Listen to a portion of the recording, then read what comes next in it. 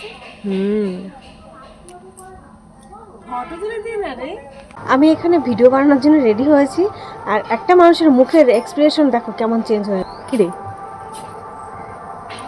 মানে একটু একটু আগে মুখ মানে এত নকশা করছিল যে আমার ভিডিও বানানো দেখে কি আর বলবো, ক্যামেরার আড়ালে এইগুলোই হয়। এই এই দাঁড়া দাঁড়া দাঁড়া দিদি, বল, তুই আমার নাইটি কেন বললি? তো কি হয়েছে? তুই আমার বোনু না?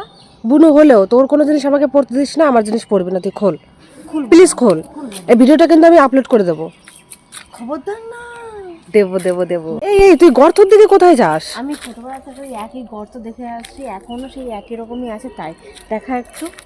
না এখন অনেকটা কমে গেছে গর্ত, মানে এখন জল নেই তাই মনে হচ্ছে এরকম, গাছগাছালি হয়ে গেছে তো গর্তের মতো, তাই। আমাদের বাড়ি এখন পরিবর্তন হয়ে গেছে, তাই এই গলিতে আমরা অনেকদিন পরে এলাম।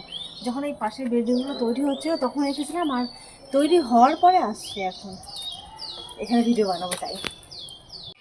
কি দেখিস এইভাবে? হ্যাঁ, এভাবে কি দেখছিস? ওই আগের দিন কাকি বলছিল না আমার এখানটা ফাঁকা, অনুমান ঘরে ঢুকে গেছিল।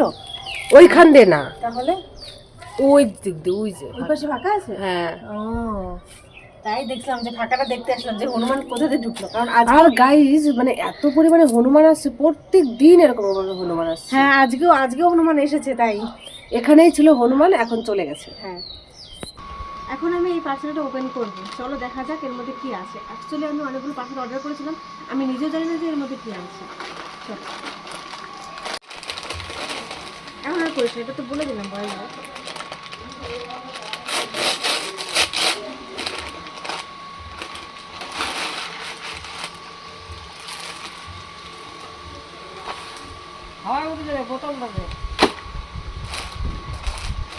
এই যে একটা 3 পিস অর্ডার করেছি আমি, এখন এটা আমি পরে আসবো। আগে দেখাই 3 পিসটা, আমি নিজেও দেখিনি।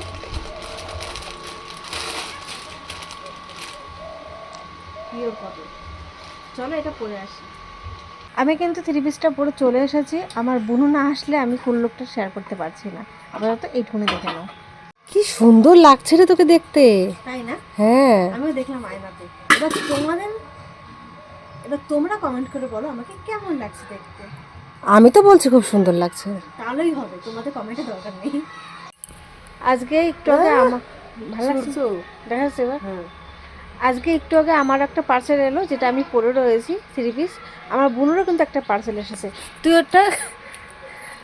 ওটা কখন পড়বি? বিচ্ছিরি দেখতে, ও পড়তেও ইচ্ছা করছে না আমার, রিটার্ন করতে। 800 টাকা দাম নিয়েছে, এত বিচ্ছিরি কি বলবো তোমাদের। দিদি কিছু খাবো রে, কিনে দে।